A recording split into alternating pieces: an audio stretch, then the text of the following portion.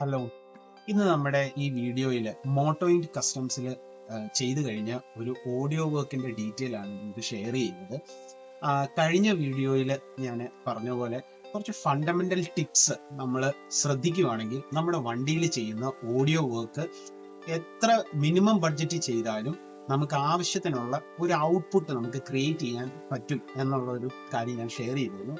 അതിന് പറ്റിയൊരു എക്സാമ്പിൾ ആണ് നമ്മുടെ ഈ ഒരു വർക്ക്.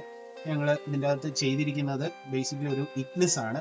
ഇഗ്നിസിൽ കസ്റ്റമറിന്റെ റിക്വയർമെന്റ് എന്തായിരുന്നു എന്ന് വെച്ചാൽ നല്ലൊരു സ്റ്റീരിയോ വേണം, സ്പീക്കേഴ്സും നല്ല സ്റ്റാൻഡേർഡ് ആയിട്ടുള്ള സ്പീക്കേഴ്സ് വേണം, എങ്കിൽ അത്യാവശ്യം ഒരു ബഡ്ജറ്റിൽ നിൽക്കണം എന്നുള്ളതാണ് ഉദ്ദേശിച്ചത്. ഞാൻ അദ്ദേഹത്തിന്റെ അടുത്ത് റെക്കമെൻഡ് ചെയ്ത ഒരു സബ് വൂഫറിനും കൂടെ റെക്കമെൻഡ് ചെയ്തായിരുന്നു, ഒരു ആക്റ്റീവ് സബ് വൂഫർ. പക്ഷെ ഞങ്ങൾ അത് ലാസ്റ്റ് മിനിറ്റ് ക്യാൻസൽ ചെയ്തു.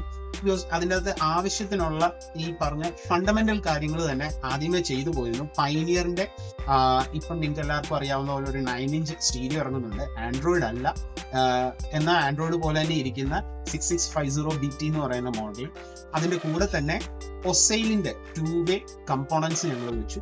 പിന്നെ റോക്ക്ഫോർഡിന്റെ വളരെ പഴയ ഒരു മോഡലായിട്ടുള്ള 675 എന്ന് പറയുന്ന 3-way കോയാക്സിലും അതിൻ്റെ കൂടെ ഫിക്സ് ചെയ്തു.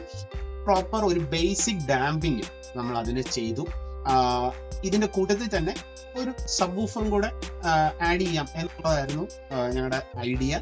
പക്ഷെ ഇൻസ്റ്റലേഷൻ ഡോസിലെ എല്ലാം കഴിഞ്ഞ് ഞങ്ങളൊരു ജസ്റ്റ് ഒരു ട്രയൽ റൺ നടത്തിയപ്പോൾ തന്നെ ആവശ്യത്തിനുള്ള ഒരു ഔട്ട്പുട്ട് വണ്ടിക്കകത്ത് ഞങ്ങൾക്ക് ക്രിയേറ്റ് ചെയ്യാൻ പറ്റി.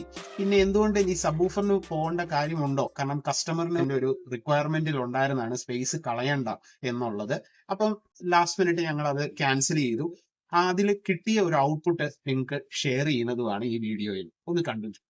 Thank you.